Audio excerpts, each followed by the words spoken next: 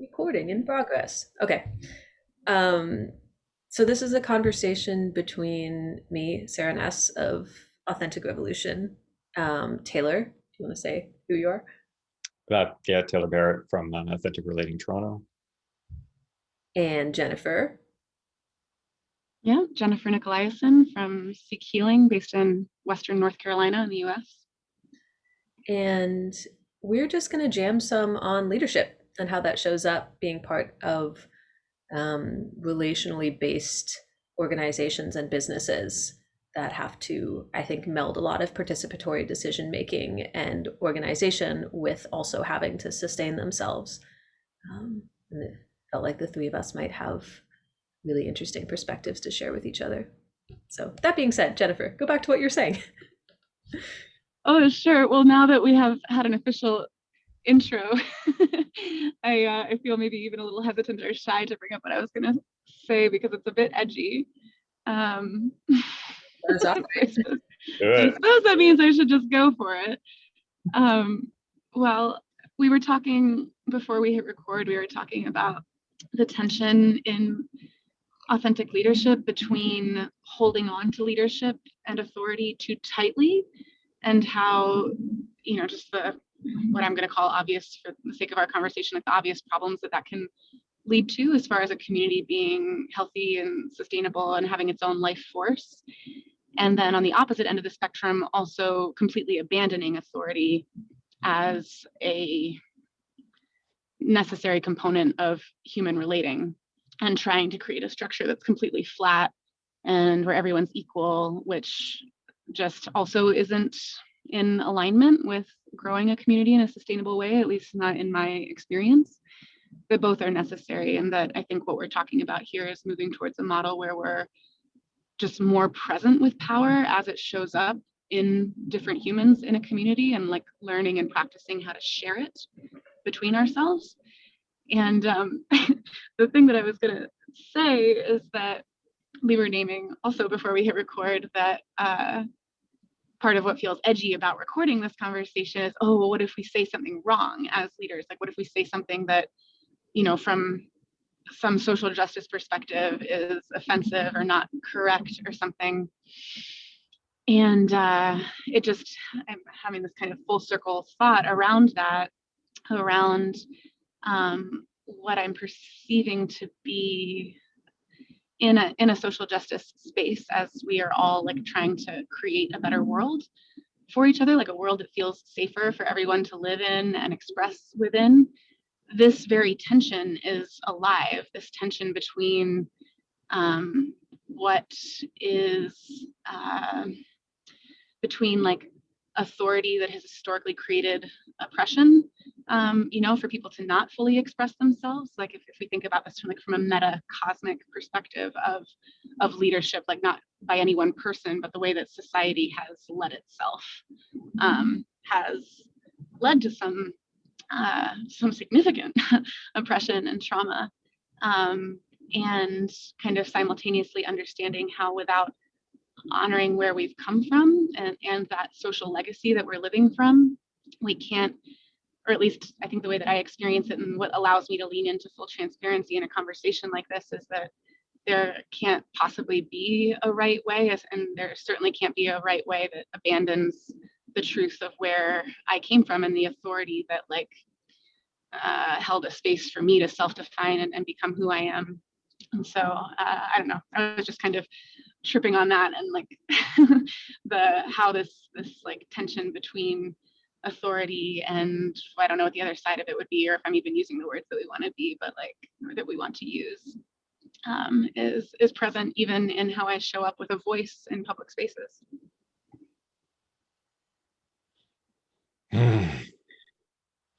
Yeah, I noticed, like some anxiety sort of rising in me as I was listening to you sort of navigate that part, Jennifer, around sort of like that recognition of, or how I heard it is that recognition of where you're coming from, and that recognition of your role and your place, and like navigating how you might bring leadership while acknowledging the greater scope of social dynamics in the present moment. And I'm just like, yeah, again, I can sort of feel it in my gut of like it feels like a bit of an anxiety or something, that I think I can resonate with, and I've somehow managed to find some way, I think, to put aside. So it's interesting to revisit that, listening to you, having my attention on you, and sort of the points that you're touching on. It's like where that lives inside me. Hmm. Hmm. I think something that it was having me think of, and I'm curious if this is the part you were speaking to, Taylor, or another, is like this distinction between the actual and the ideal society. Like that I have an ideal that we all, navigate in a non-hierarchical way and use authentic relating in all of our practices, and, practice self-care all the time and all of that. And then there's like the reality of the business world, which is, I hate the words that we use for these because they feel so othering, but it's like patriarchal and capitalist, like, built on a certain set of values and norms and expectations of how people work. And that we're kind of conditioned, or like it's a natural thing of humans to follow people and follow authority. And yet we have this ideal these days that like things should be non-hierarchical and everyone should have equal power. And there's some weird conflation that's starting to happen that Integral, of course, calls like the green meme taking over. We all have a little bit of background in that language. Like that kind of flat society of everyone should have equal power, but doesn't really work.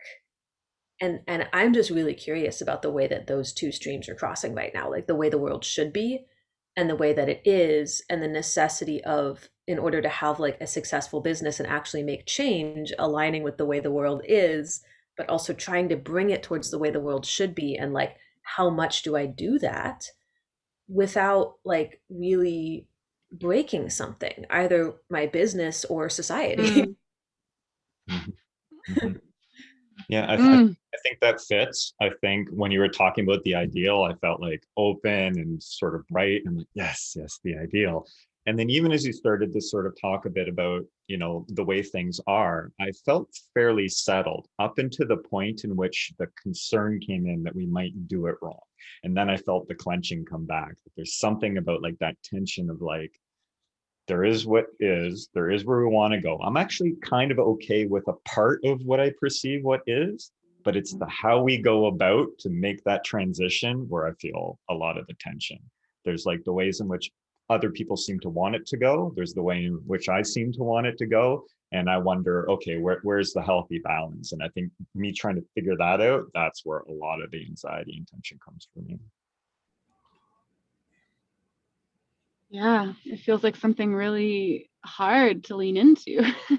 And as leaders of businesses, something that we're each being called to lean into, somehow, some way. I'm like really appreciating, Taylor, how you're continuing to bring this conversation back to like, well, what is the felt sense? Like, where do I feel tension as we're actually, putting our attention on each part and parcel of this.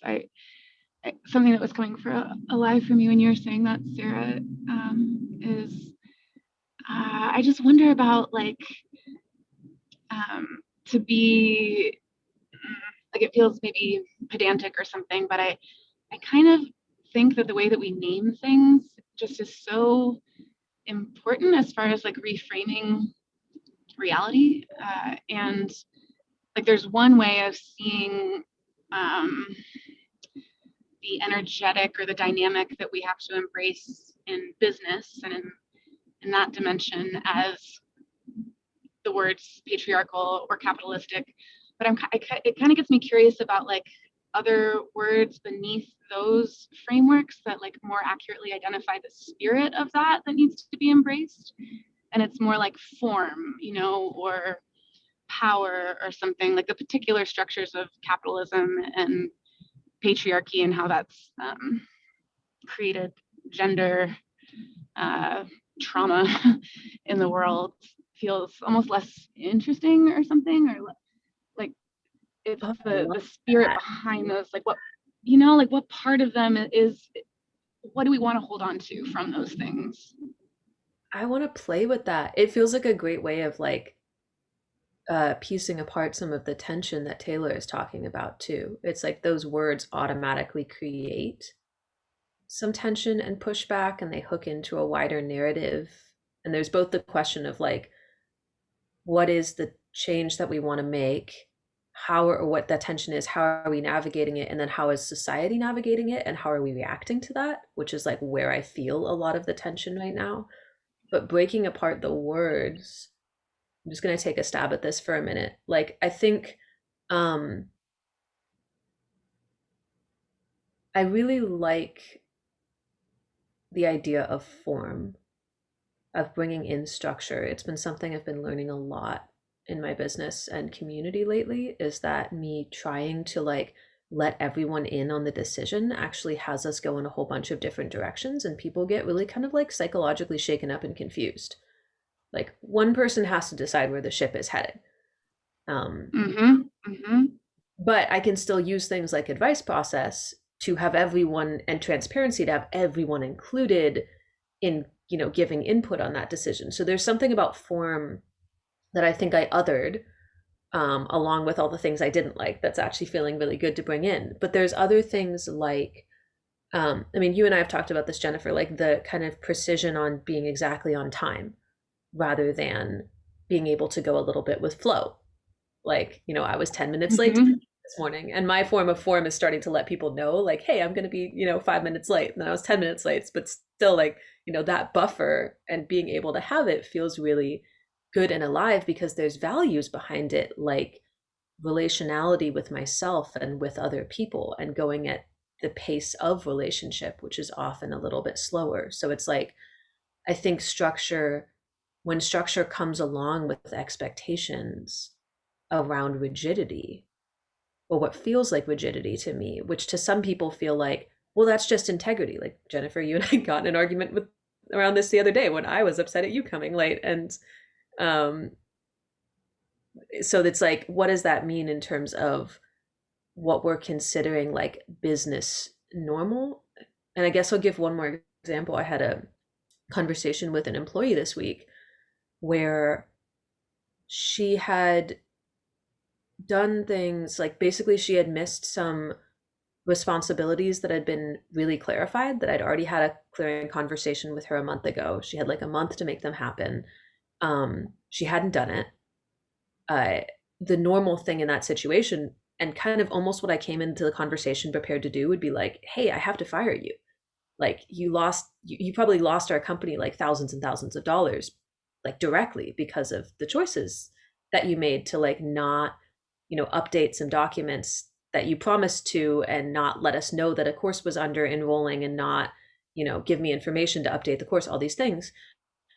And in getting in conversation and relationship, I started getting this intuition that was like, that's not the right decision to make. Like there's something that's standing in the way of this person doing their job that has to do with their particular style and their traumas around perfectionism, and like them kind of being forced to work in this system where they have to get things done on time and in a particular way, that because it's not how they naturally do it, they've formed a loop where it's like they don't want to put something in unless it's going to be perfect, because they've gotten smacked down for not doing things perfect, but their way of doing it is not the way that's going to show up in that sort of perfection. And I just saw this kind of loop that formed in her mind. And I was like, wait a second, like I can't cut this person off, when in a way, like the trauma she's experienced is exactly what we're trying to kind of like destigmatize in my company, which is like, you know, we have a one of our core values is fuck up freely, like that there's space for doing things that's not in this regimented way. And I actually ended up being like just coaching her for an hour, and then like being like, let's explore, like what way would you do this in, and can we make that align with what my company needs? And it felt so fascinating and good. And I don't know what's going to come out of it. Like possibly that's going to be a big mistake, but somehow I don't think it will be, because even if she doesn't end up doing the job that in the way we need her to do it in our company like doesn't end up bringing in enough of the structure to be able to do the job, because it does require a lot. Like she's in kind of an admin position on that job. I feel like setting that model of there's a different way to relate to hiring and firing, to structure, to expectations, to neurodivergence, to trauma, it like sets a model that I want in the world. Yes. Wow. Yes, yes, yes. And it feels like really importantly, making the space for those kinds of conversations in what would traditionally be have more hierarchy or more punishment is actually really integral to creating space for individual humans to like be in support of individual humans growing and healing and integrating duality in the way that we haven't been able to for thousands of years. That in and of itself feels like a service to humanity and fulfilling the mission of our organizations. Mm-hmm. There's still something salient for me from your share, Sarah, and I'm wondering, I kind of want to ask you, what do you imagine the wisdom was in your reactivity, your initial inclination to like, oh, I'm gonna have to let this person go? I'm curious sort of your process, because I like the ideal. The ideal sounds fantastic. I sort of hold this, again, we're talking about sort of this kairos moment of like the ideal. So maybe game B is over here, we're living in game A, and it's like, how do we make this transition? And I continue to have this experience. I'm still in a game A world with game B aspirations. So I like the ideal that's presented. And I know when I look at my experiences where I've had those sort of pieces, how I've sort of oriented to them. And I think I know what my why behind why I made that choice was. But I am curious, you know, if you have a connection to sort of the wisdom of like the initial reaction of like, oh, I gotta let her go. Yeah, there definitely was, because I have problems coming up with that sort of leadership. Like I was dreading having the conversation. um my instant reaction was to feel really pissed off Mm-hmm. at her, um, which usually tells me there's a boundary that's been violated.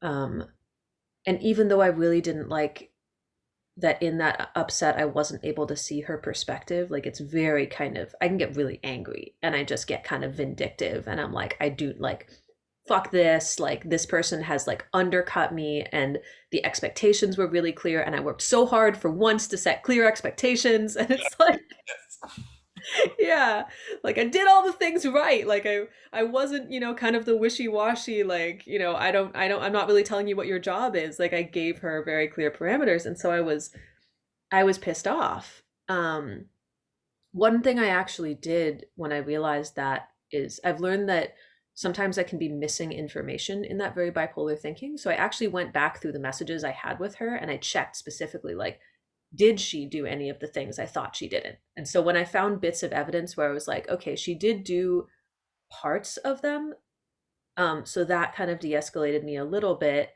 Um, but I still went in prepared to fire her. Like it wasn't like I was like, I'm gonna get her point of view. It was like I had a day between when I messaged her about a conversation and when I had one, which allowed me to de-escalate a little bit. Um, but I felt like it was wisdom to realize that she did have to do the job. Like the conversation wasn't just like, let me hear about your world around this. It was actually like, here's a thing that I noticed that like was not okay with me. Like here's something that in my world you really missed. Can you tell me why that happened? And so that was where I was able to bring in some curiosity. Um, and as I understood what had happened, I started getting this gestalt, which I've really learned from circling, of like what the underlying process might have been. And then I always get this sense of like, is this resolvable or isn't it? And also, how is this person taking in feedback? So if someone is pushing back, I'm much more likely to be like, it's just not a fit. Like I can't work with you if you're not willing to work with yourself, Mm-hmm. even if you think I'm wrong. um and I also started getting the sense that there was something in it where like if I could somehow point out that seed, it could be really transformative both for us and for her. Mm. And I really wanted that. But I did also give a deadline. I was like, we're going to work on this for 1 more month. Here's the support I'm going to give you. Here's what I need from you. Like, cool, are we aligned on that? And when it felt like we got alignment, I was like, I feel like I've balanced the yin and the yang here in a way Yeah. that could be really functional. Yeah. Sounds beautiful. I'm like excited that you were able to get to that place. I know it feels like huge growth from, and actually Jennifer was really instrumental in this because she and I had a conversation a couple months ago after I like had a firing that went really badly about what happened there. I kind of messaged her and I was like, what, like, can you tell me like what you do in firing? Like what was off here? What did I miss? And she was like, actually, can you say what you, I don't know if you remember what you said then, but could you speak to it? Yeah, I think so. I remember the conversation, and I'm not sure if this is the part you were talking about, but understanding how usually when there's a misalignment that's intense enough that from a punishment only or hierarchy only lens would lead to termination or a complete break in relationship, that usually, actually in my experience, I'll say always, the person feels that and they know, like there's a knowing inside of them already. And so there's a place for a conversation there that if they can speak to it first, then it's just a natural like problem solving conversation. It's like, oh, this really isn't working, like for this and that reason. Like usually the person is well aware that they've fallen short of some expectation, or that they're not able to do whatever thing for whatever reason. And so then it becomes more of a collaborative process of redefining the relationship instead of like creating a break that creates more pain or more trauma or something like that. Is that what you were remembering? Yeah, that idea that like usually both people know it. And so like how do I, and if they don't, what have I missed as a leader in giving feedback? Mhm. So that was what I realized from that first firing conversation that went badly, was that like I hadn't given feedback. And that was a huge miss. And there were a lot of like unchecked assumptions, like on the other person's part too, and expectations that hadn't been clarified. And I was like, if we don't both know that this conversation is coming, there's probably been a miss here. And so it was really, really impactful for me to hear you say that. I realized that's what had been really off in that first conversation, is that he hadn't expected it. Mm-hmm. Yeah. Oh, I feel like I've been right there learning with you. And like the practice for me has been leaning into just deeper and deeper layers of noticing where I'm withholding, which is a relational practice, right? But like applying that in management, that there's withholding I do around how, not just how someone is affecting me relationally, but how they're creating an impact on the like relationship with the business. And that needs to be cleared and named and moved through.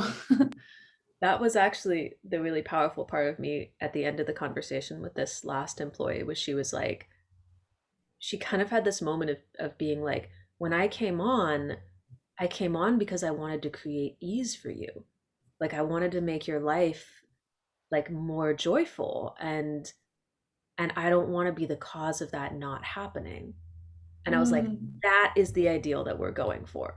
Like that's what we're measuring against. Like it feels selfish, but like, are you creating more ease and joy for me and this company? And if not, let's work on it. Mhm. Yeah, well, I mean, it occurs to me we have finite resources, and while you're trying to do something that's of benefit for other people, I imagine you're trying to scale it, so you want to be able to do more of that. And there's, I think I've had this fear. It feels less like a narcissistic or like a contractional fear, more like just a reality observation of my reality. I only really have so much time, so I can only go so deep. But there's that part of like, I'm afraid of making that leap that it sounds like the two of you are in, and sort of managing a more concrete business structure, with a profit motive, even if it's non-profit, you still need years worth in the bank for the downtimes, hello COVID. So you still need to have that intention of collecting resources and accumulating resource to keep everybody safe so that everybody can keep doing the awesome stuff that they're doing. And if you have something that's happening that's draining that energy, then yeah, like that's so counterproductive. And I think I've had that thing of, I'm always trying to seek out people for me who are already so aligned to where I'm at, because I don't have the extra time to like mentor or do that amazing thing that you did, Sarah, like to turn around and make that. Cause I'm like, I got to like set aside this time to sort of like help this person through it. And it's not that they're not worth it. It's that I have a list of things in my life that I need to privilege. And unfortunately, my relationship with new employee number one is way down on my list.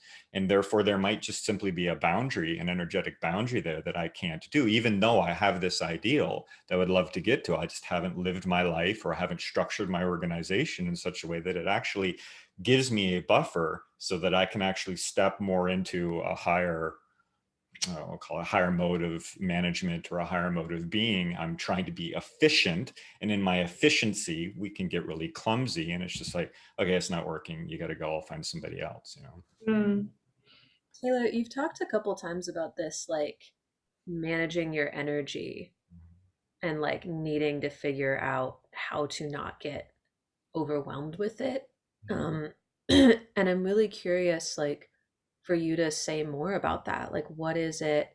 Like, how much energy do you have that you give to community or leadership? And how do you make sure that you don't get overwhelmed in what you have to give? Because, of course, for Jennifer and I, this is like our life. So we have whatever time it takes for it. But for you, this is like part of your life. And I feel like that's a really important thing to know about. Yeah, definitely. It's a huge distinction between the three of us. I have a full-time salaried position that has my life comfortable, and then I have this other um, intentional, more fitting with meaning and purpose work that I'm doing, with Authentic Relating Toronto, in terms around of training and facilitating people to do relational leadership practice. So it's like my spare cycles that I'm putting out into the world that are a benefit of others. And I'm still navigating, because I think I've overdone that to the point where it was almost a second full-time job, where if you kind of calculate the hours of which I'm in purpose in a week, as opposed to down, because I'm also a father, I'm also a husband, so I have these other roles, I have these other things that are happening in my life. And then I've got this thing that means so much to me, that I was really privileging over all other things because of what it was giving back to me, the relational leadership, the circling, like how much personal development I was getting out of it. So I was putting a lot of effort, a lot of energy into it, trying to grow it really aggressively, as aggressive as I could, while maintaining my existing job and not ending up in divorce and, my kid wanting to emancipate herself from me or something. It never got to that place, not even remotely close. But what I've noticed, and I'm in a place of position to say this, COVID has actually been very, very helpful for me. It's allowed me to start to notice what's mine to do, and to start let going of things that maybe aren't mine to do, or at least aren't mine to do right now. So I've had a real correction in my energy expenditure, and I've noticed actually how much more I like myself in this place. I feel better with myself. I feel that people react to me better. Like I'm enjoying what's happening for me in a relationship, especially my most important relationships, where in some ways I didn't have time for them because I was too focused on this purpose and intention for other people outside of my arm's reach, as if they were somehow more important than the people that I spend my entire life with. So there was like a real loss of priority or calibration for many years. And I went through a number of disappointments in terms of like trying to bring up leadership so that we can grow it, and like noticing the difference in leadership styles, and then noticing where I'm lacking in space and energy to turn around and help and mentor, like give them the help that they need to bring them up. I just felt like, yeah, I can't do it, but like I want to do it, but I would feel myself pushing those edges, and then I would get so attached. I get so attached to them getting to the place that somehow I think in my mind that they can get to, and yet we're human, and that process often takes a lot longer than I've always perceived it. So that created a lot of like energetic drain, and it's just, yeah, I've had to just totally recalibrate so that I can continue to do this work in a sustainable way, such that I can maintain my the job that gives me my financial security, because I haven't yet found a way to necessarily do that with this work. Some people have, and I'm so rooting for you guys to be able to do that, to really like bring this into the mainstream enough such that it can be a sustainable way of, like, to me, that's a bridge. That's the bridge between game A and game B, is to like get this stuff into the people who aren't looking for it, to bring it into organizations, you know, and have it sort of filter through. And it's a place I'd love to get to. It's just, you know, I'm so limited in terms of my resources. So I still stick to smaller groups and just focus on the practice, and sometimes try something new. So yeah, it's all about energetic pieces for me, because I'm holding all these different contexts and roles that I continue to privilege, and have not found a way that I can comfortably let go of any of them, such that I can put more of that energy into this space. Yeah. Mm. Yeah, well, and it's so important to honor that as the experience that you're having, and the important, I mean, I really believe that like having a conversation like this is like us literally in real time in the collective narrative building that bridge. And how do we create organizations that can function with financial sustainability and also bring in this what you keep calling game B. Mm-hmm. Yeah, oh man, I felt so struck as you were talking about like your experience during COVID, and how that has actually been a huge gift to you in this space of, or in this way of being able to fully meet your own needs and listen more deeply, is kind of what I was getting from what you were saying, like listen deeply to what is most true for you in any given moment, and drawing boundaries according to that, and giving less energy to things that, even though you want them so bad, like just honoring that like you're not in a position to be able to give this thing all of the energy that it needs to grow. And I just get so excited by hearing you saying that, because I think that is like this beautiful gift that like COVID is bringing to our whole collective awareness right now. And it draws my attention to like, well, how can we actually start to operate that on that and build from it in our businesses?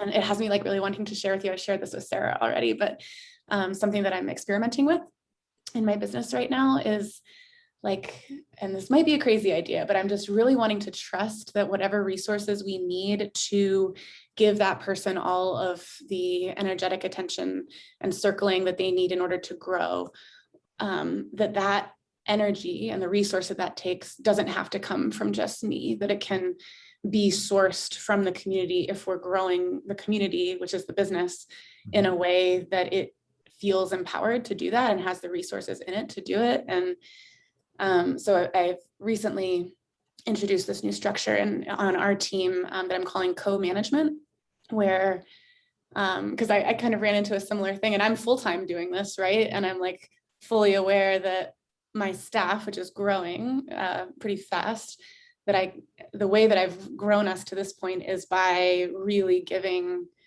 deep attention and 90-minute check-ins with everybody who reports directly to me every week. And as we've grown, I'm like, I actually can't do this anymore. But it's really important that it keeps happening, that each person has that full attention. So there was like this letting go that had to happen for me, that it doesn't have to be me who does that. Like we're all able to circle and hold space. So now what we've done is set up these co-working pairs where every week you have someone who gives attention to you and holds, basically circles you, but not, I mean, there's emotion in it, obviously, but it's less like your emotional body and more your work area. Like, what is it that you're actually working on this week? What are your goals? And like circles you. And then you give that same attention to someone else. And the way that we set it up is that whoever's giving that attention, so it's not directly reciprocal, you don't give it back to the person who gives it to you, but the one who gives attention to you or circles your work area is someone who also has decision-making authority in that particular work area, such that whatever budget it affects, I, as the executive director or whatever, I'm just like, let that go, that like there's going to be decisions made, and that needs to happen that way, and I think it needs to grow that way.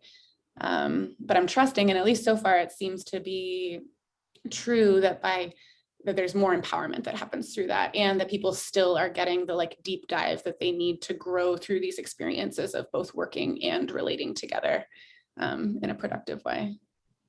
Yeah, awesome. It's so cool. I'm loving something I'm kind of taking away right now is like how much different the structures and styles of leadership have to be, or the structures have to be based on the style of leadership, the time of the leader, the like Taylor, what I hear in yours is like being a solo leader in a community without much time requires sometimes that you actually have to be more directive, because like trying to bring other people on takes a lot of time. Like eventually, you take less time, like you're finding, Jennifer, like after you set all of that culture, then you can set people up to have conversations with each other. But the setup time of that is huge. And so I'm hearing that in yours. And then Jennifer, you've created this company that's super relational, where there's like a lot of attention on like working things out in connection and really like seeing the humanity and actually having a lot of the business come from that. And in my business, there's actually a really interesting divide. I think I could be totally wrong about this, but as far as I'm noticing, between actually generally like the men and the women in my company, where the men don't necessarily want to spend a lot of time in extra meetings, and they don't need as much of that kind of processing. And so if I put them into these kind of like, let's meet for 90 minutes a week with someone else, I think they actually would not get a ton out of it. Like they would kind of be like structured, and then it's like, okay, we're done. They can be very relational, but unless they see the benefit of it, it's like they don't really need it. But the women in the company are actually starting to hook up with each other and like have longer conversations naturally. And I'm kind of in between the two. And so like trying to figure out like what the organization needs and how the leaders' time and attention reflect that, it just feels like this intense, like ever evolving process that also has to do with like who's in the company and what their expectations are, and how, I think of a lot of things in terms of yin and yang, but how those are balanced, like how much people need relationality versus how much they're just like, let's get things done. Yeah, and how that changes in a moment-to-moment basis too, because I think I know for me, like I have both of those parts inside of me too, as a female-bodied human who's largely cisgender and like feels female identified. And there are moments, and there have actually been moments in those co-working pairs where I'm like, okay, I know we're done half an hour early, but like I gotta go do this, and like this is great. And like having that flexibility built in too feels important, to your point, and like honoring that it's kind of constantly changing. Like what any team needs at any given moment, what any individual needs, what a project needs, because a project has a life of its own too, and a masculine and feminine energy in it. And how that works over time, like this whole what you need to do for initial investment versus later on. Like right now, my company is spending a lot more time in meetings and relational space. And there's actually a process we did earlier this week that I'd love to tell y'all about, because I think it was like really fascinating for this kind of question of how to do things a little more game B potentially. I'd actually be curious to hear from you, Taylor, if this fits into that model. But we're spending that time, and I'm aware that in future we might not have as much of that time. And so it's like this question of like how much of that is startup cost and how much of it like needs to be ongoing investment, and I'm not sure yet. Well, one thing that and I'm so curious about this thing that you tried. So I do want to hear about it. One thing I'm noticing, hearing this, like the map that I'm starting to sort of project onto it, fits in with the experimentation that I've been doing the past year or so, where I've been trying to sort of create, I keep using the term modality, but in some ways when I'm doing it, it doesn't feel directive enough like it's modality, but I'll use the word anyway. So I'm trying to create a conversational modality that properly blends the three perspectives that are available to us in any moment, right? So there's the I, the we, and the it, right? Which can be broken out into it and its. But to bring the subjective and the objective, together into a working and a working dialogue such that it can afford, the shifts or the intentions that we want. Because I think, those of us with experience in circling, we can certainly go into circling, we can have that great experience, not always, but often, even in the dissonance, we can have an experience of a certain flavor of connection we wouldn't otherwise have had if we didn't do the circling. But it doesn't necessarily lead to generative systemic change, right? So it's sort of this idea of sort of dropping a problem into the conversation or the connection, the relationship that's there that we have in circling. And it's almost like, the shift in business to me, I think in terms of sustainable businesses, we had that orange, goal-oriented, what's the word I'm looking for? Merit-oriented sort of, approach, carrot and stick motivation sort of thing. And then this other one where we can sort of come in with intrinsic value, or at least hopefully recognize our intrinsic value so that we can actually have our base needs met such that we can just sort of freely give back into sort of the organization to get what it needs to get done together. But if we're only focused on carrot and stick and you did this right, you did that wrong, like it's so missing that human relational element, and therefore work sucks. My boss is a pain in the ass. Like it ends up being that work to live sort of thing, which I think so many of us, certainly the younger generations, are realizing this is ridiculous. Like, this is just stupid. And while the older generations probably felt that, that was the way that it was. We didn't probably feel empowered to make that change. So I get hopeful at the idea of like organizations that it sounds like the two of you are building. It doesn't surprise me in any way from what I know of Sarah that this would be what it would be. Is like you come in from this hugely relational perspective, but then start to notice the failings of just orienting around that. Then it's like, well, how can I actually bring in hierarchy? Not in a way in such that it can turn tyrannical and toxic, but in a way in which it actually coheres us together and moves us in the same direction. So I, yeah, go ahead. Mm-hmm. I feel so energized by this conversation. I know. I have to stop. I had to stop drinking my black tea because I'm getting worked up. Really fun. Oh, there's an example that just came alive for me that I could share as you're speaking to that, Taylor. Like like you were saying that live to work thing or work to live thing that comes up and that like creates that disconnect. It is so true, and it's something that like is part of my story to doing what I'm doing now. And then also I think there's this other thing that happens of like shame in those workplaces of not doing a good enough job and like working really hard but having the experience of it not being good enough for all kinds of reasons. And yeah, like that whole thing. And they feel really connected to me. Like they're like the root is this same thing of like hierarchy being, I don't want to say incorrect, but like poorly implemented or something, like power being exerted rather than being stewarded between us as we're working towards a goal. And there's just this example that I want to share of one of my employees who struggles with chronic pain in a really big way.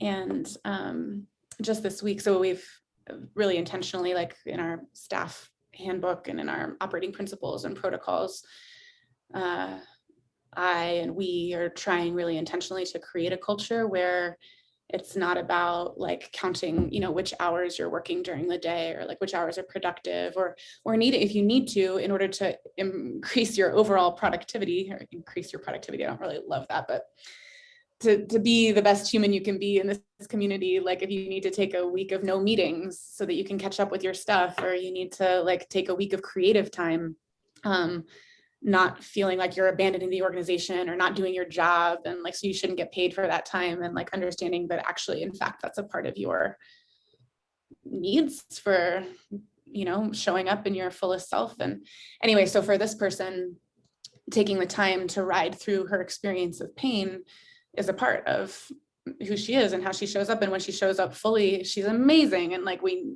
value the gift that she brings to the team. And I just had this really beautiful conversation. I'm a co-working pair with her. I give my attention to her once a week.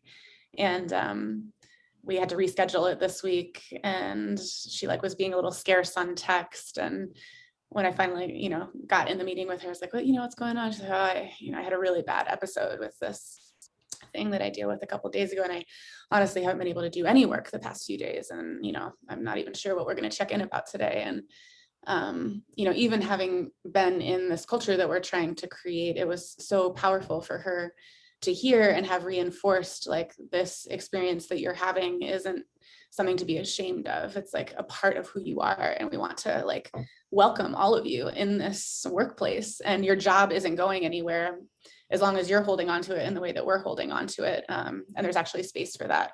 And very importantly, so she's been an employee for almost 2 years now.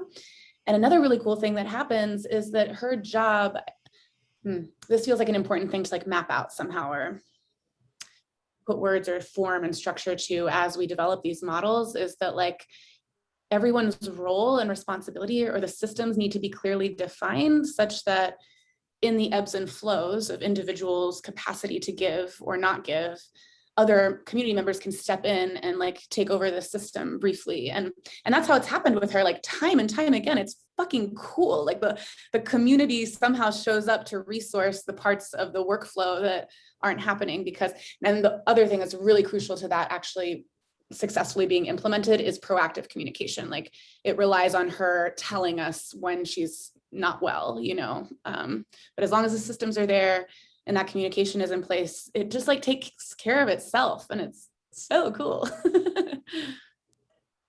Jennifer, I'm really curious about that, because it's something we're trying to do in our organization, is find a way to like give members more ways to step in.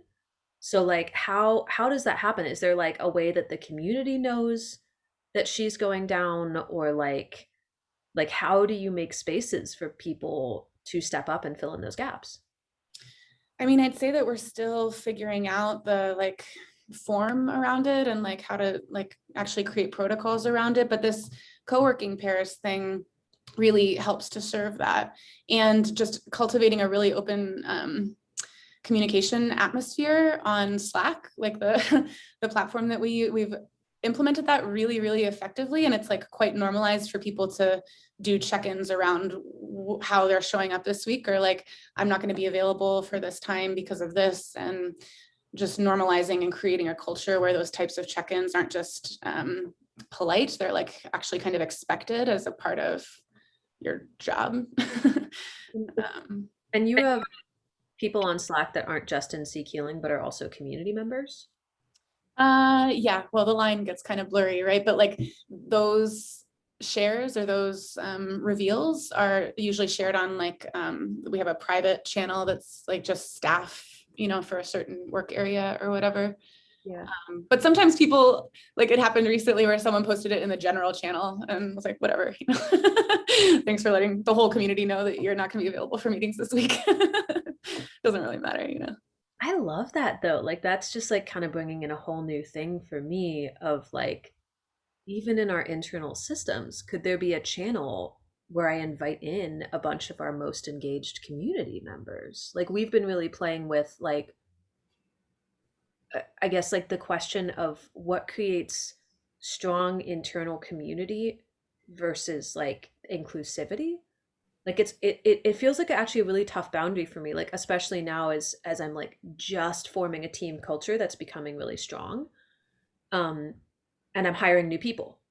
And there's like 3 people, you know, there's only 6 people on my team, and there's 3 new people where I'm like, at some point, I think all these people are going to have to be integrated into that main team.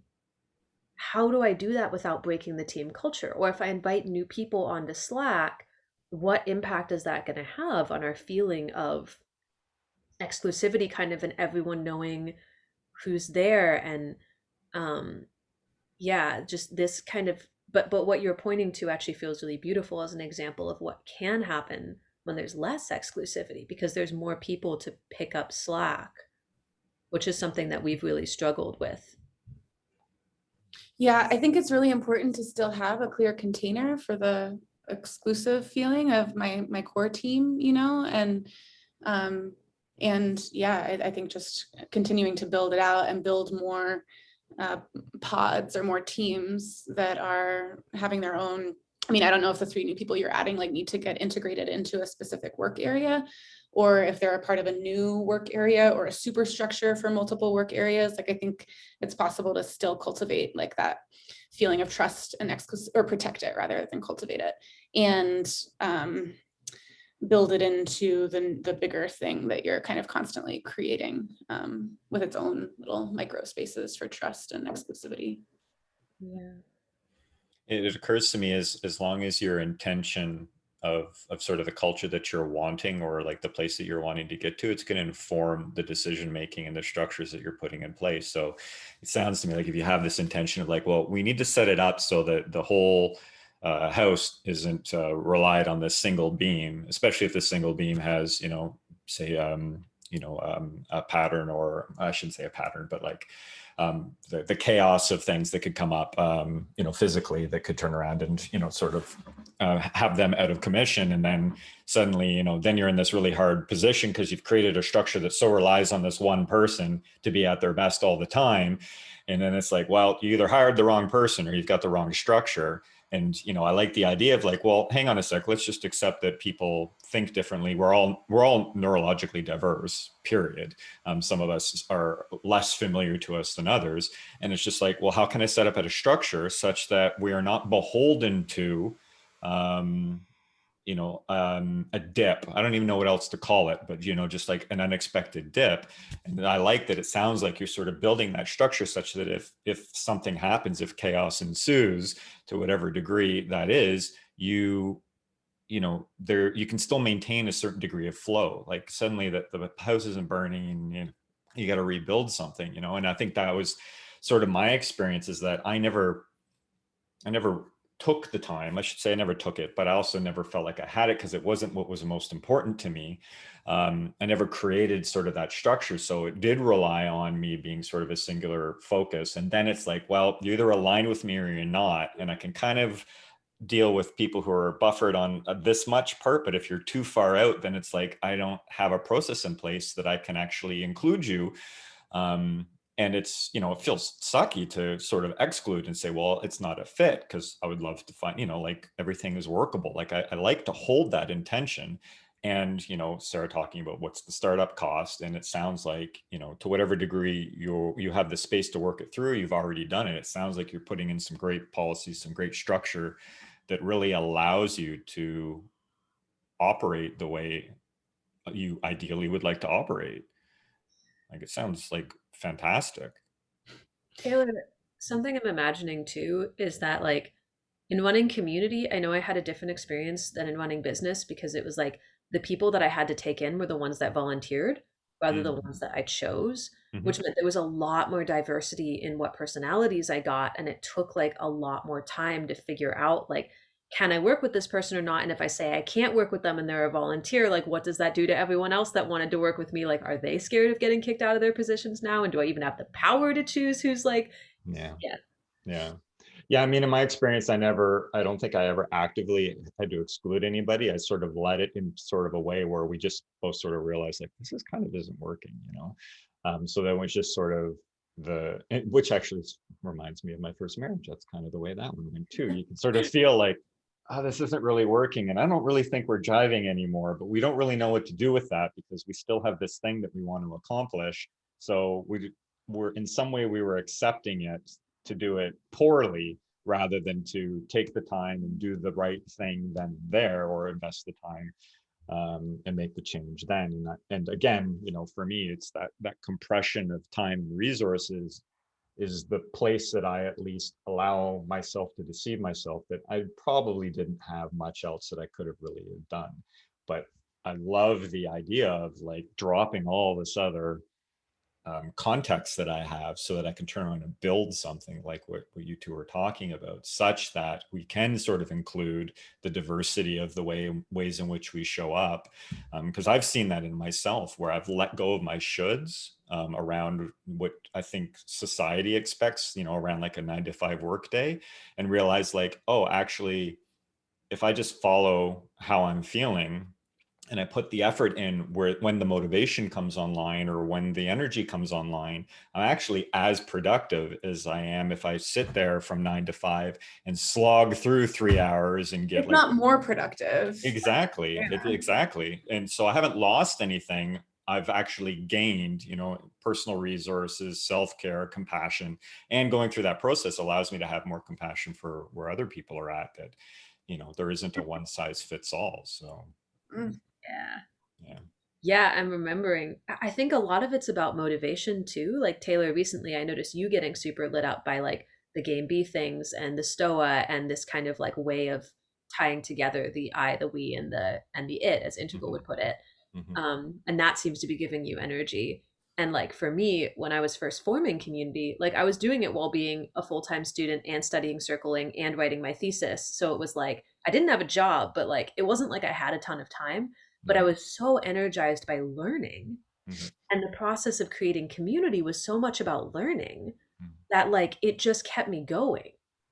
But if I hadn't had that intrinsic motivation, like if I hadn't been kind of getting something selfish out of it, I wouldn't have been able to do it. And I had to do it kind of on my own time and as I felt inspired. Yeah, and I feel like it's worth saying too, and like without knowing the full financial history of Authentic Revolution, I at least know for Seek Healing, like the only reason I've been able to give full-time attention, which I to our point, I think that is what has yielded some of these like insights and new structures and stuff, is because of incredibly generous donation of seed funding that happened really early on. And then what feel like some miraculous grant, we've had some grant funding opportunities from one funder in particular who like just really believed in what we were doing.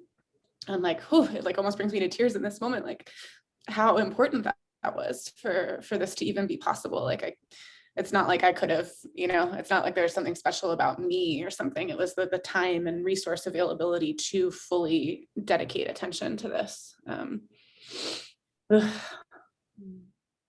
Yeah, same for us. I often think about the like inventors building something in their parents' garage and they needed their parents to give them the garage or they wouldn't have been able to build things. Like that definitely happened to us. Like there were people that financially supported in the early days. Like for a long time, I was mostly supported by a Patreon. And at one point there was a guy, Mateo, that did fund matching basically for the money that we were getting so that we could start like our version of an Integral Center in Austin, which is Thank you, Mateo.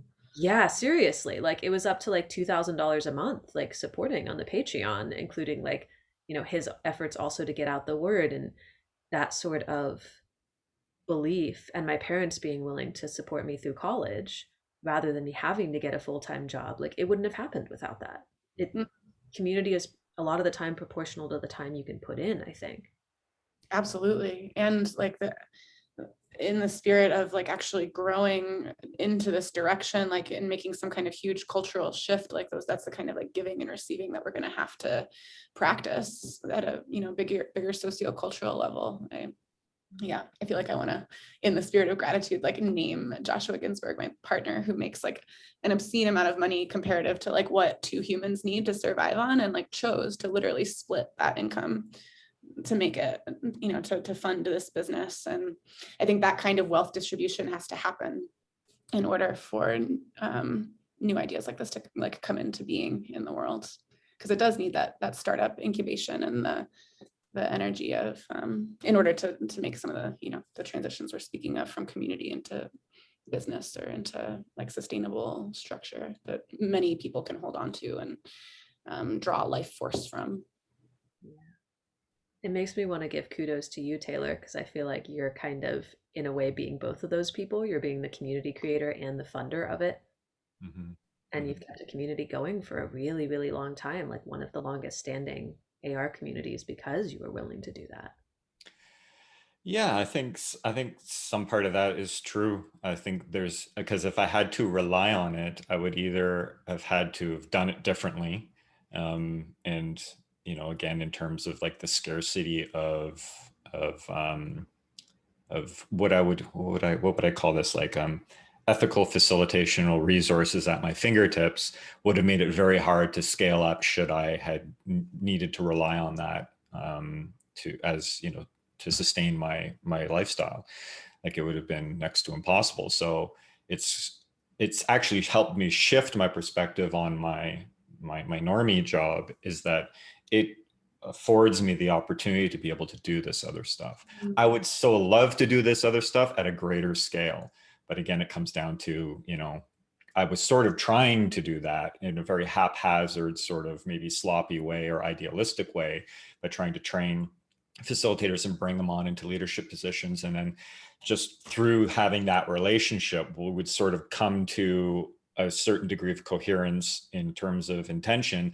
And then we would have these resources we could draw on to turn around and to do, say, corporate work or whatever. But I never felt like I knew I couldn't do it by myself. I can't start a corporate consulting job under my current situation by myself. So it's like, who do I have access to that I would trust enough to turn around and do that work with? So it was trying to make that shift with the reduced resources, or at least the way I perceived them as reduced resources, just felt so risky as to my pragmatic side could never fully accept it. I was actually attending at the Integral Center and sort of listening to Decker. He was offering some mediation leadership training for a week in there, and was sort of listening to him talk about, like, don't quit your day job sort of thing.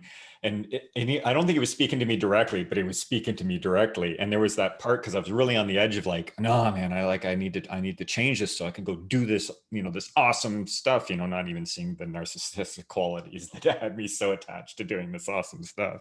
So I feel like those have tempered down a little bit more, but it was just the reality of coming out of that. And I'm just like, I didn't get what I went into that. I didn't get out of it what I thought I was going to get out of it, but in some ways it like saved my ass, from making what I thought would have been really difficult decisions that, and then there's also that part of who knows what would have happened,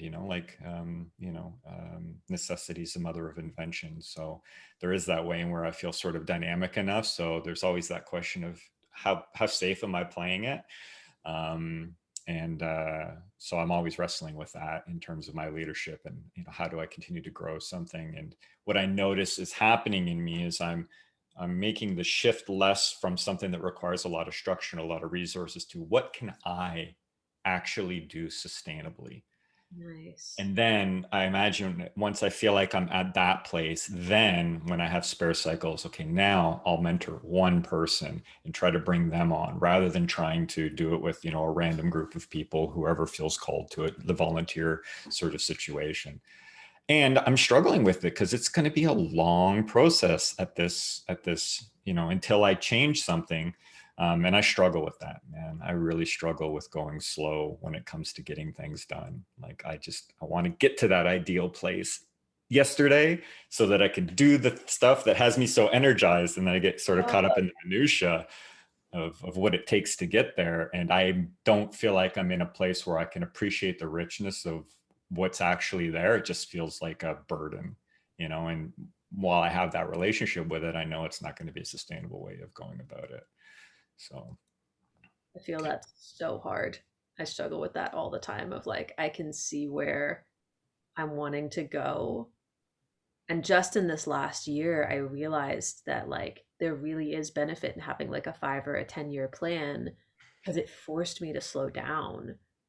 And then like in slowing, actually, I do want to tell y'all about this thing that happened the other day, like that I mentioned. I think you'll like it from the I, we, it perspective, Taylor, but also some of the metaphors that came out of it had to do with like this question of, are we growing up? Are we sinking roots deep? Like, or are we like making new seedlings in a forest? And like, what kind of value are we putting on each? And the fact that in Authrev, because I had more of a like, but I just want to make change now, we've never sunk roots very deep. In order to do that, we're actually having to step back from a lot of our like outreach work, and we had to take on funding. Like for the first time, I actually gave up, for the first time since the company very first founded, I gave up like a portion of our equity to take on funding, because like we needed the runway to not sell programs and do outreach for a while. But we had this meeting with my team. We've started having a couple different types of meetings. We have a Monday meeting that's just like basically a stand up, but also includes a dance party. Um, we have a monthly meeting that I sourced from Jennifer that's actually like a founder of the company presents the vision. So like we call it Revolution Review. So like I talk about like what I'm seeing in our future and what we're doing, and then like kind of open it up to discussion of are there any blind spots. And then we also have monthly connection meetings. And during this last connection meeting that happened this week, Mark, my team member, is the one that heads them up. He leads Connect. And so he's just like the most wonderful circler and relator you can imagine. He's a brilliant guy. I know you know him, Taylor. He used to live in Toronto. And he was like, okay, we can circle, we can do AR, or we can do something mysterious. And everyone was like, something mysterious. And so I was like, well, I have a random idea that just popped to mind. What if we combine the idea of question storming and a Quaker meeting? I don't know why that came to me, but both ideas were in my head. So like question storming is where you just like ask a bunch of questions without answers. It's like brainstorming, but you're just asking questions. And a Quaker meeting is where people speak only when they feel really called to, when spirit almost moves them. And I was like, at first, I suggested that we do it focused on a person, but everyone was most excited by the idea of focusing on the business. So we did this process where basically people would be silent until they felt a question arising in them to ask like the spirit of Auth Rev.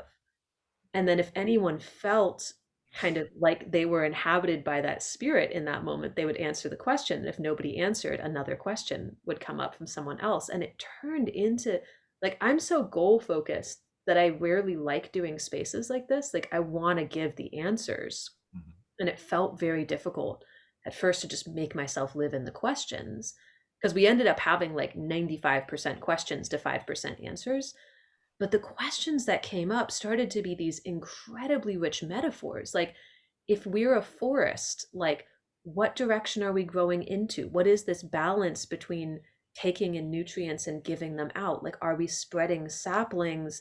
Like, are there places our light is getting blocked out? Like, if we were a shipwreck, what's causing us to shipwreck? Like, what balance do we have between giving love and receiving input and impact, and like what is the balance between masculine and feminine in our company? And it raised these incredible questions where we also felt like we were doing something kind of new, like the I, the we, and the it were coming together in a way that I hadn't really seen before. And I'm experimenting with that. Like, I don't know what's going to happen to my company if we create more of those spaces and stay in them.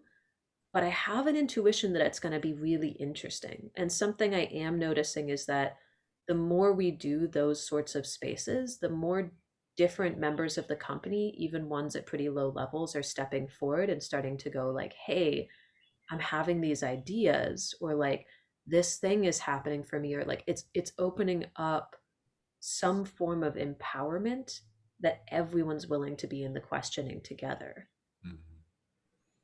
Yeah, I mean, it sounds awesome. It occurs to me that it gives everybody an opportunity to sort of tune into the spirit of the company. So you end up with this coherence that's happening through like I imagine is through the questioning, that almost serves as a form of bonding around the we of the company, which sounds hugely generative, especially if you're in a position where it's like, we need ideas, or what are the ideas, or if you're in that question of, are we moving in the right direction? Yeah.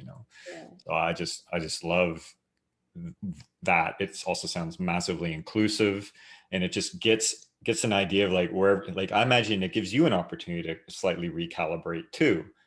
I mean, I don't know if that fits, but there's sort of like, there's the we of the people who are coming into this thing, and there's your meaning of, like, here's my vision sort of part. And then you can sort of notice like, where's the gap between like how people are relating to the company that you're trying to build through the vision. So do I need to clarify my vision, or is there wisdom here? And do I sort of make these, like, it sounds like a really interesting way to touch into that, or to get a sense of where your team is at relative to where your ideal is at as well. Yeah, there's a lot of what feels like feeling around in the dark that I'm doing right now around what is a different way to lead and manage and structure that allows for new possibilities? Because I really don't, I really feel some resistance to the kind of one-to-one model of we sell a product and people pay for it. Mm-hmm. Like there's something about that where it's like people have to pay the same amount regardless of kind of what their needs are. And all of the kind of seeding that we've done of community wouldn't have been possible if we did that. Like I couldn't do the sort of like community consulting that I do for free, or lead the community mastermind calls, or like run the authentic relating event facilitators group, or like help new communities form or create the manuals on a pay what you can basis, all of these things that feel somehow so right. Mm-hmm. But there's also some way that nourishment, we're not getting enough nourishment in from the outside. And I haven't yet connected that dot. Like we're living in a society that is that kind of one-to-one in business for the most part. And the people that don't want it to be that one-to-one for the most part don't have the financial means because they're not participating in the system. So I don't know if we're even at the right time to be trying to do this. Like it might be that we fall flat on our faces because the infrastructure isn't there yet. And also like if there's a way that we can try to meld those two things together. And I feel like it has a lot to do with allowing myself to follow my intuition for the first time instead of just focusing on like what I think the traditional wisdom is, or what other people are telling me, or what like seems accurate. Mm-hmm. I don't know, it feels really like weird and exciting.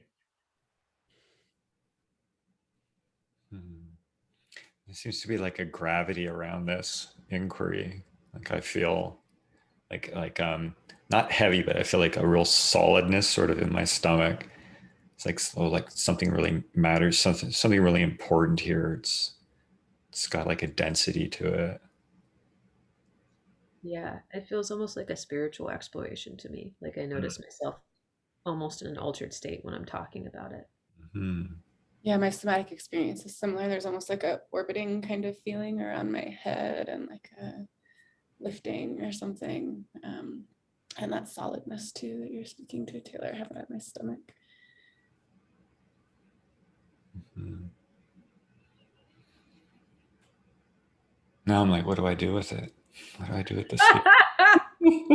The microcosm of the whole experience. I'm connected to God. What do I do with it?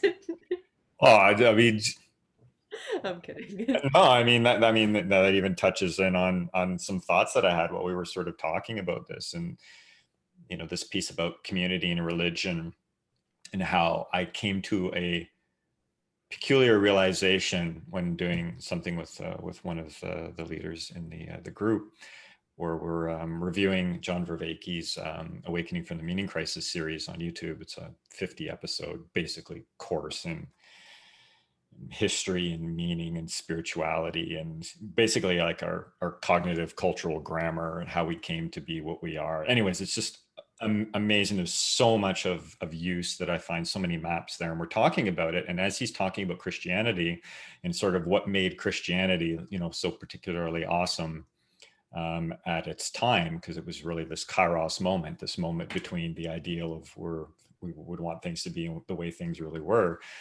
And the whole basis of it is affording personhood to people who like you're giving personhood, you're making somebody a thing through enacting and engaging within this, the sort of this we'll call it religion in this particular case. So there's like this piece of like what we're doing, or what I hear Jennifer's doing, through sort of having people sort of all check in with each other, like by bringing the relational into these organizations, into these, these purpose oriented structures. We're acknowledging people's innate worthiness to sort of be there and participate in this thing, rather than the carrot and the stick, like if you don't do this thing by this date, you're out of here sort of thing. It's just like, right, you're an individual, you might have different needs, let's like see them and make the shift for something. But to me, that gives that person an opportunity to be seen as a person, to have innate worth. So there's this thing that was coming online for me about like this shift that it seems like might be necessary or important in terms of business is actually a slightly religious shift, at least with Christianity sort of structure to it. And there's a part of that that has me like really concerned, and there's another part where it feels like a proper evolution, because we are actually merging this thing, in a very backwards way, right? Because there's already a structure of a business that has already these goals and intentions, and then we're bringing in this missing piece that generally has not been there historically in sort of these types of environments. But there's also like the threat of how it can be so manipulated too. By me affording personhood to my employee, like, hey, I see you. If I'm not particularly well grounded and I haven't done my work, I could potentially be subtly actually controlling them in some way, using my power by affording them their personhood for them to give more of themselves than they would really want to give. And I think I can see that or perceive it in some organizations that claim to have more of a community or a cultural focus. And it's just like, right, this works out for your bottom line, so that's why you're doing it. And yeah, in many ways, I think it does work for the bottom line. It's just how clean is that move that's being made. So that's what I notice is like, oh yeah, we're sort of touching into this sort of territory. And I noticed it in my community. I'm like, oh my God, that's what we do in circling. We're like seeing people as affording personhood. And we're doing it with each other like we would do it in Catholicism, where we would actually forgive others. We're bringing on, God's forgiveness and enacting it with each other. It's just like, I'd never had that frame before. It never occurred to me. And it was just like, wow, oh my God, what do I do with this? Anyhow, I know I'm dropping a slightly weird bomb, but No, I like it. It's a cool bomb. Mine, yeah. It feels like it just brings me back to the difference between like static hierarchy and dynamic hierarchy or something, like, because we talk about, or using the word religion for me, like brings in the hierarchical bits of religion, or the bits that are like creating more static structure. Whereas bringing in the other layer of what you're saying by using the word religion is bringing in the relational, which is the spiritual, the connection to source, the connection to each other. And like, yeah, they both seem important, but what I think is different, or what we're talking about as like the next adaptation or something, is that hierarchy being malleable, being dynamic, not always flowing in one direction, but having people who are like lower able to hold space for people who are like have more of this kind of authority or that kind of authority, or at least that's how I'm thinking about it. I think, and I'm just wanting to clarify that I understood what you were saying, Taylor, because this is really interesting as a frame. It kind of, it reminds me of Martin Buber's work of I you versus, or I thou versus I it. That like inadvertently most time we're seeing people in a company as kind of it's, like cogs to get work done. And this kind of I thou of like, I'm seeing you as a person, even though you're playing a role, even though I still need you to play a role for me, but I'm also going to see you as a thou. And that almost being like a Christ consciousness of like, take this ideal and I'm going to personify it, and I'm going to see it through those eyes. Is that kind of what you're speaking to? Well, I think the map for Buber's work fits for what I know of it. So yes, I'm definitely referring to that. I think me sort of highlighting it is the notice of the place of like, is what I'm doing clean, or is what I'm doing pure, or is what some other organization that's sort of taking on this idea of bringing the relational in a, let's assume it's in an honest way, in a way in which they realize like, we really need to integrate these perspectives into our business because people need to feel like they matter. And when they feel like, but the thing is like, when they feel like they matter, they will do more work, or they will do better work. And it's like, what do we do with that move? because there's the truth to it, but then there's the risk of perverting it, right? And so it's sort of that piece of like, it occurs to me that the shift that I'm hearing that you two are making in your, or well, not in your organizations, but what your organizations represent is a shift from, we'll call it the traditional way of doing business, the I that way, is a necessary shift. But then I have like the contractional fear part of where, you know, if we look at it from a developmental lens, where people use the language of a higher level of development, but they're not actually at that higher level of development. And then we end up with the sort of the contraction or the perversion or the constriction around that sort of move. And I just equate that back to me in terms of how I've related to community, where I have never wanted to actively create community in the way in which I perceived community existed in Austin. I never wanted to, and part of it was because I didn't feel like I could help foster it. And a big part of it was because I don't think I necessarily needed it. Doesn't mean I couldn't use it. Doesn't mean it couldn't be nourishing, because when I do this work, it feels so great to be with everybody. But I notice if I have 3 hours over here, that's enough for me. I'm married, I've got a kid. I kind of have my own little community that's really close to me. So a lot of those needs are met. Not everybody's in that situation. So I see the real benefit of community, but for me, it's just like, I'm not really the one to do it. And there's been like a hesitation to do it too. Why am I so hesitant to do it? So I've just noticed that when I took on that frame of sort of religion, I'm like, oh, I wonder if there's a part of that, like something didn't feel right for me, because I was missing that frame or something. Like there was something about it, I don't know how else to say it. We sometimes get, or maybe you haven't experienced it. I imagine you have though, Sarah, at least Sarah. I've experienced this perception that people look at authentic relating from the outside who don't have any familiarity with it. Their immediate go-to is like cult. Oh, this sounds culty, right? And especially sometimes we're using like this magic mythic language, which doesn't necessarily help it in some ways, so you end up with a pre-trans fallacy there because people don't have that familiarity with it. We're trying to speak about higher states of consciousness, and that all gets lost. So I think there's always been that part of like that feeling of being with a bunch of people who are so tightly knit around a particular orientation of something that a bunch of other things sort of get missed. It becomes the shadow that's not sort of known about. So I think some part of me was always like, oh, I don't know if I want to like participate and take the responsibility for whatever shadow might get created here. So I always like held it at a real distance and just said like, I will support the community that the community creates within itself, but I will not take initiatives to create the community. And that was always my boundary around sort of community, what felt right for me. So I noticed, to me, I think in some ways that ties in from my lived experience and past resistance towards the idea of religion and what I perceived religion was at a younger age. I feel like I have a healthier relationship with it now, but all that stuff is like tangled in and meshed in when I think of organizations hierarchy and bringing in the relational, like really acknowledging people as an other, like as a person, rather than a cog.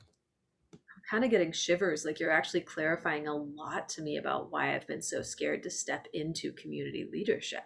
Of like, I think people crave belonging so much. Definitely.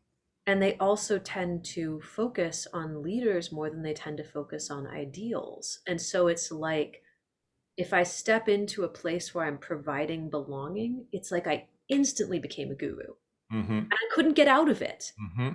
Like everything I did fed in more to it. Like, oh, I don't want to be a guru. Oh, she's being so authentic about her desire to not be a guru. It was like, there was no like, and I actually like have consistently taken myself out of leadership roles every time I can to try to bypass that. And I'm thinking, I really appreciate the frame you're giving me, that there is a way that people almost like attribute Christ consciousness to the person that's providing them love. And it's like all of my shadow, anything that's shadow in me becomes a detriment because I can't be that ultimately perfect person. And then I'm super conscious of any places that I'm falling short of the ideal that other people have put on me because I have to be perfect because I'm now the representation of all the belonging that everybody's feeling. And it's like also a head trip because like I so here's what I did to get out of that is I said, okay, community, I want to give you back to yourself. Mm. I want to make you a nonprofit. And then the people in my community formed a board to become a nonprofit. And then the board itself had power. And the people leading the board, I don't think are leading it well. And so the community itself has kind of gone down because everyone's seeing them as the leaders. Like, there's no way of getting out of it. And now I'm like, maybe I should have stayed in as the guru because I think I was a pretty good guru, but also I didn't want to reinforce that mentality. And there's just this fucking head trip about it where it's like, I can't create the ideal that I want without becoming the figurehead for it because of the way that people's minds work. And if I make myself the figurehead, there's inevitably a point where I'm going to get knocked off my pedestal because I can never live up to the ideal that other people have. Mm-hmm. Mm-hmm. Dude, this is making so much sense of my entire life. There's so much shared experience in this, which I know that you and I have talked about before, Sarah. I've experienced a similar phenomenon in my community. And and then that question comes up, what is our actual higher responsibility? Is it actually that thing where you said, Sarah, like we are a pretty good guru? So it's like that connection of like the weight that idea carries in ourselves, but also socially. It's like, do I want you to give me your power? No, I want to empower you to retain your power. But then again, I also know in various relationships, sometimes people want to be, I'll use this, it's a little lazy, but want to be taken care of. They want to be shown the way. They want to sort of give that thing away. And I don't necessarily know that that's always a bad move. Like it's not always a negative move. There's things to be learned from it. Maybe you'll discover like, oh my God, I'm abandoning myself. And then you grab it back and then, and now you're honoring yourself, but you had to go through that move to turn around and notice that thing. But yeah, it's that tricky thing, I could bring in a whole other layer of this and I actually don't want to go down to it, but I don't know if you watched the Nexium documentary of, the Keith Raniere. Oh my God. Yeah. I mean, I strongly recommend you'd have a look at it because there was, I mean, without the context, it's really hard to talk about, but here's somebody who's, I think, has a massive overlap of the work that we have been attracted to in sort of authentic relating and circling. And yet you've got this figurehead where it ends up sort of turning into a cult because to whatever degree he did his work or he didn't do his work is, way up in the air, like it was really difficult to watch. It was so uncomfortable because you could see the truth in some of the work that they're doing. And it's like, yes, this is the next level. This is developmental work.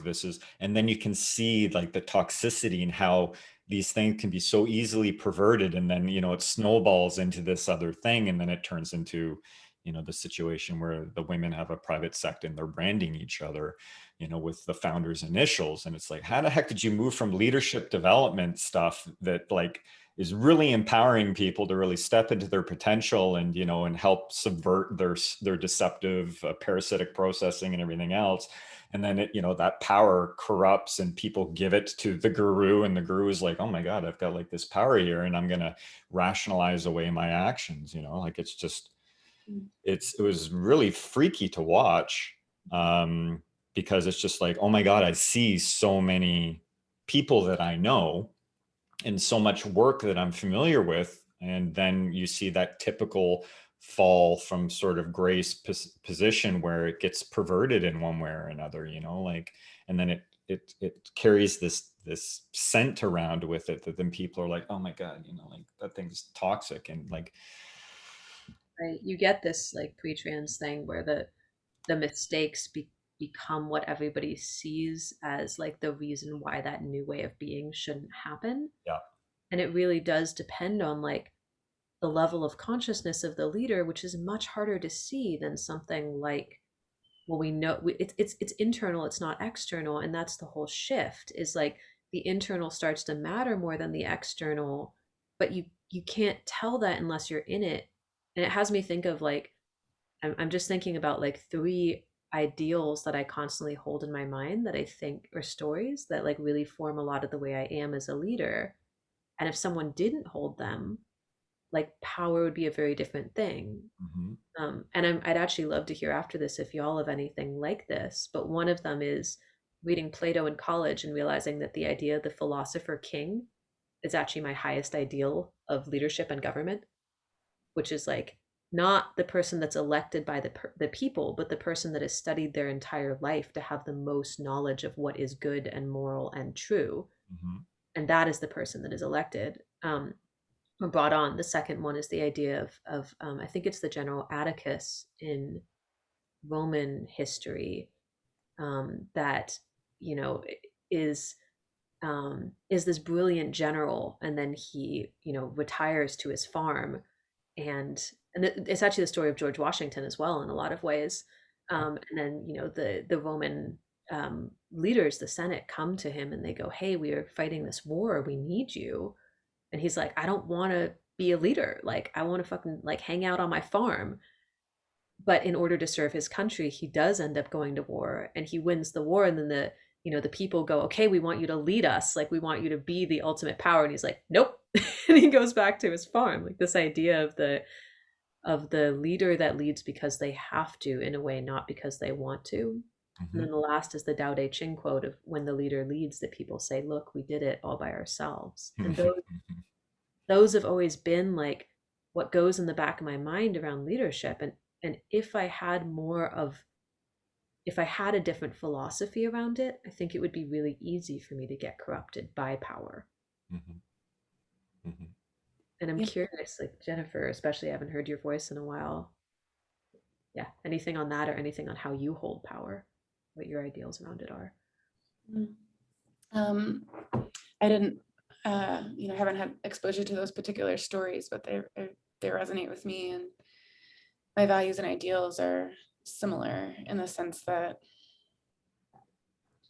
I just keep coming back to constantly over and over again, sharing power and shifting it and showing up for it when like I experience it in my world as something that like comes alive inside me or comes alive inside other people, an idea, authority, I don't know what we'll call it, like power is the easiest word for it right now for me. But as you said right now with that example of Atticus, that like when you're called to, like you lead because you have to.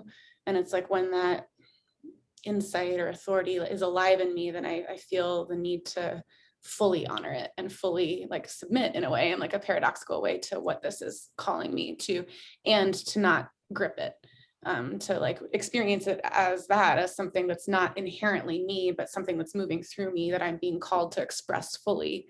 And then it will leave me and it will go and express in somebody else in the community. And that's what's, I just keep following that as a guiding principle around like how to help our community continue growing sustainably and to not fall into some kind of cult pattern, which has also been, especially there have been like stages of its evolution where myself in particular, like there was a lot of like focus and attention being put on, oh, well, if Jennifer went away, like this whole community would fall apart. And so I felt I have put a lot of thought and emotion and energy towards how do I keep my eye on that? Like, how do I make sure that that doesn't happen? And what I keep coming back to as a best practice is letting go of power, like as proactively and intentionally as I embrace it, which is hard and not,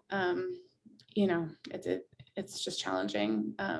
For me, the most challenging part is actually embracing it fully, and not like there's a way in which I haven't, in the moments when I'm called into it, I think I like half embrace it because I don't ever want to come. I'm so fucking terrified of becoming a Jesus-like figure, or becoming a guru or something that there have been ways in the past that I just don't fully embrace it. And I'm stepping more and more into, okay, well, when this call comes, I actually need to fully embrace it and speak from a place of authority and like be really clear, because the insight is coming through me in that moment. And if I don't do that, then I'm doing a disservice to our community, and I can step back from it. And that's an important part of the whole flow. But yeah, it's like just been such a catalytic process for me to lean into. I also think that there's something about like women in leadership. I'll just say that. Like, I think that there is something, not to make it overly gendered, but I think that like some of that dynamic that can happen with cultish dynamics does come from like a millennia, multiple millennia of over hyper focusing on male leadership that can lead to some of like, just in a sexual way, like some toxic dynamics that then show up in other layers of community relationship. And so I do feel really resonant with like women in leadership positions right now for the reasons that we're talking about. Mm-hmm. There's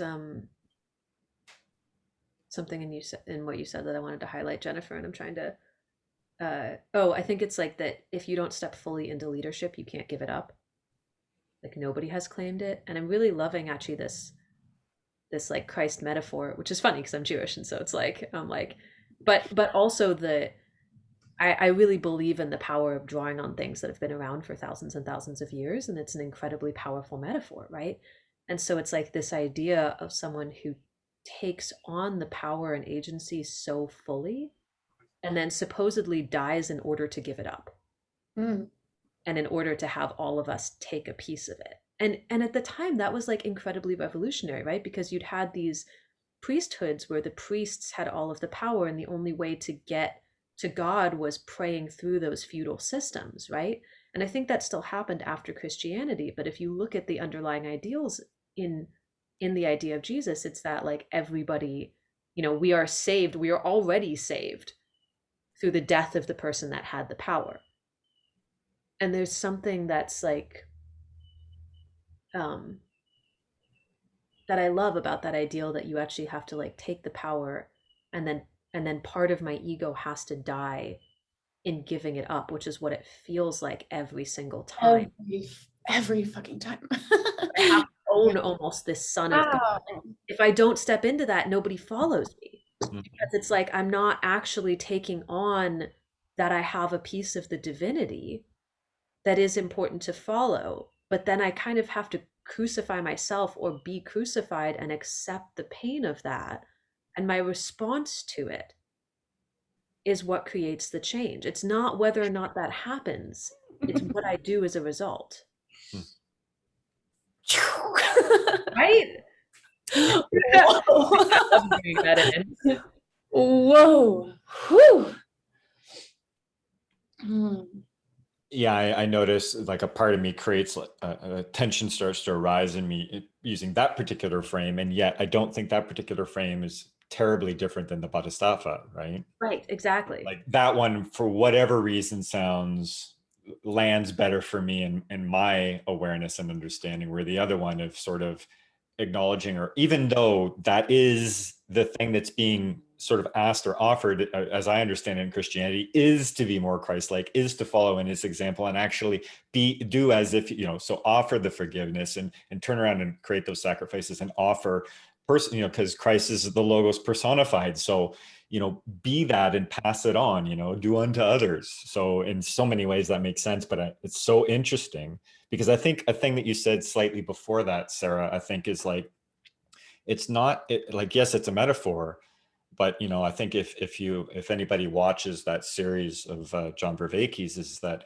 what he's really setting us up for is how unconsciously enmeshed and rooted this is in who we are today, and the way in which we think, and the way in which society operates. Like, so it's almost like when it comes up, there's like a movement towards it. What's the like this like the let's say the foundations and the intention and the promise of sort of Christianity is, it's so enmeshed in our society and our culture, but in a way in which we've completely forgotten. Like, we use these words because or we engage in this process because it was introduced to us however many thousand, so it's sort of that part of like how intrinsic it's become in our culture. Not intrinsic, implicit. It's become in our culture that we don't even notice it anymore. And and his thing is trying to point at it and say, see, that's the thing that you're doing, and you don't realize you're doing it, and that's where it came from. So there's some part about that that sort of enlivens me, and then I notice I'm holding another question. I'm afraid of taking us off into a tangent. or me going off in a tangent about it, but it holds this other question of, are we attracted to this thing because it says something in our cells and our biology that we have carried on generationally through our development as a civilization? Or does it speak to me because it's actually cosmically the most true thing that we have access to? It's almost like that inherent question, are we born with it or is it socially constructed? So I'm left with that question lately of like, yeah, why is it that this thing feels so good? Is it because it's supposed to, from a cellular level, from an atomic level, it's just how we've been created? Or is this a social thing that we just keep falling into because it's the best thing we've had access to or something? And then it gets perverted, so then we readjust it and then we offer it in a different frame, and hopefully we do better this time, learning from the past mistakes. Right. It's a really interesting piece. I feel like we've kind of like circled it a few times in this not like literally circled it, but like we've touched on it like a spiral almost. And oh man, I feel grateful for like kind of awakening to it or something. It almost feels like the next stage. Like I think about in this conversation and present with like the whole evolution of our consciousness, like from us as we like sometimes, this helpful idea of thinking about humanity as a being, and we've gone through whatever, like childhood and or adolescence now, maybe whatever, we're like evolving into some next thing. And what you're speaking to, Taylor, it almost feels like skipping a step or something. Like it's further ahead than I can almost like. It's like a developmental stage past the one that we're currently like trying to shift into. It's like what this desire to create, to think, to be like right now we're just figuring out how to honor that in a way that's non-destructive and that's cooperative and collective. But the question you're asking is, what is that?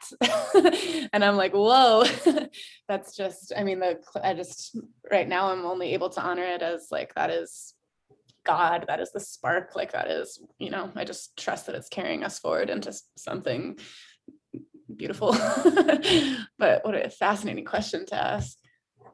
And it's interesting that, as you're pointing out, like even in different religions, it gets recreated, right? Like so often you have the savior and the move towards love and the accessing of universal consciousness. And something really interesting I was thinking about as you're speaking is like this difference between why is it easier to accept the idea of the bodhisattva and liberal ideology than the idea of Christ? Mm-hmm. I could be totally wrong about this, but as far as I am present to, Buddhism, like Christianity came from the Bible, right? And so you have all these stories of what Jesus did, and then you have this idea of be like Jesus. But there aren't a lot of practices around it. Like there's not a lot of direction to go in. Like how do you be like Jesus except for praying to Jesus? And so you had these hierarchies grow up that were all like, this is the right way to do it, because there was no real explanation of the right way to do it, right? But then you have something like Buddhism, where it's like you have the Eightfold Path and you have these very clear, like, this is how you get to that consciousness. And it has to do entirely with internal work versus because there was not a lot of kind of doctrine in Jesus except for like practice love, like and the 10 commandments, which also have to do a fair amount with action. It's like we had the more external, like here's what you should act like, rather than the more internal, here's what you should be like. And there wasn't, I think, a lot of doctrine around the being of it. Mm-hmm. And so it actually kind of makes sense why the liberal ideology is more interested in something like Buddhism, why you even get in Judaism this idea of Jubus, of like Jews that are now like really going towards Buddhism enough that there's a name for it, because Judaism also has a lot of these more external practices, and a lot of the Talmudic wisdom, a lot of the internal practice, I guess it's Kabbalah. Actually, Jennifer, I'm getting this from reading the book that Josh recommended, The Jew and the Lotus. Yeah. So cool. But a lot of that spiritual wisdom was really lost, and a lot of the internal practice. And so now I'm kind of seeing this really interesting microcosm of how religion is moving as a result of the desire to bring in interiority more. And then what you named, Taylor, of how the bringing in interiority can cause a pre-trans fallacy of people taking advantage of it and us not being able to see that because we can't see people's interiors until it starts getting expressed in the exterior. So I wonder if there's even going to be more of a movement towards how do we assess people's intentions earlier on, because that will be the way to transcend some of that issue. I'm also aware that we're over time, but it's like I could keep talking about this all day because I just feel so grateful for the amount of insight that I'm getting from this conversation and like how many thousands of years of history we have now gone back. And that makes sense. We're talking. It occurs to me we're talking about evolution and how do we do this evolution, and it's sort of around this frame of organizations, but not just any organization. Also, organizations that are in service of bringing people forward in their development. So it's an evolutionary process about doing an evolutionary process. Yeah. So there's a meta thing that's also happening here. Yeah, I'm in the same way. Like I could keep talking about this, and it's like going to bring in like, oh, and because of that, there's like this map that we have that I hold it, I hold this up to the light of everything that we do at art, and if it has to fit these particular things, and like the connections that also makes to structure and states and stuff in shadow. But yeah, I want to honor that we've been at it already for a little over an hour, 2 hours actually. This is the kind of conversation we need to be in person, and we need to have people who can bring us snacks and have pillows to lean on so that when we get tired of being in one position, we can move around.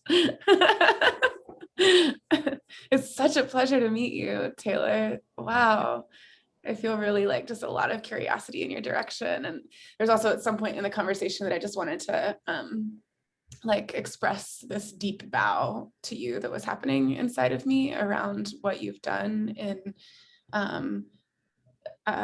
honoring the flow between the bridge that you're creating between the work that's alive in your community and what you're tapped into within like the financial system and the resources that it gives. And I just have such a deep respect opening in this part of me, like to thank you for doing that and to stewarding it so carefully, like both for the community that you're creating and your family and like what that means in the bigger picture of this evolution.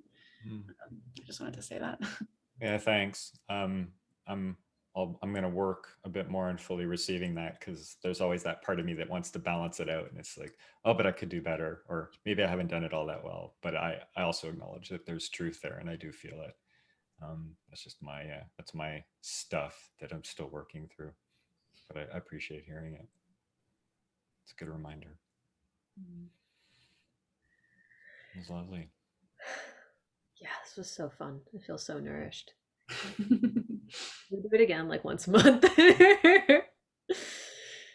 It felt like Taylor, you bringing in a lot of the philosophy that I know you've been really interested in from Stoic and John Vervaeke and Game B, and then also the community that all of us are creating, and then Jennifer and I kind of working on the business end, and feeling a real synergy between parts of myself that don't often get to meet in terms of like mind, heart, spirit, all being aligned in a conversation.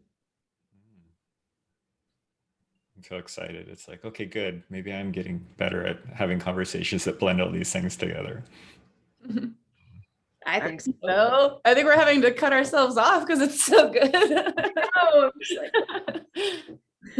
I'm also excited to like have the members of my company I know, and maybe each of our companies and communities, watch it and see like what they think about a lot of these ideas, which I feel are very kind of, especially this last conversation about Gurudom, the one we got on a little bit earlier, and like who are the leaders to a community, and what does it mean to take power and give power within like an interiority focused system in an exteriority focused world. And a lot of that I feel like is kind of the leading edge of the conversations I want to be having in community. So important, I believe. Yeah. Well, I'm glad that we're all interested in that idea, like it's already present for us, that it's an important conversation. I suspect that's the beginning to make sure that it goes well. Yeah, I think so too. I hope so. Okay, y'all. I'm gonna write for a while. Jennifer, can you shoot us a link to this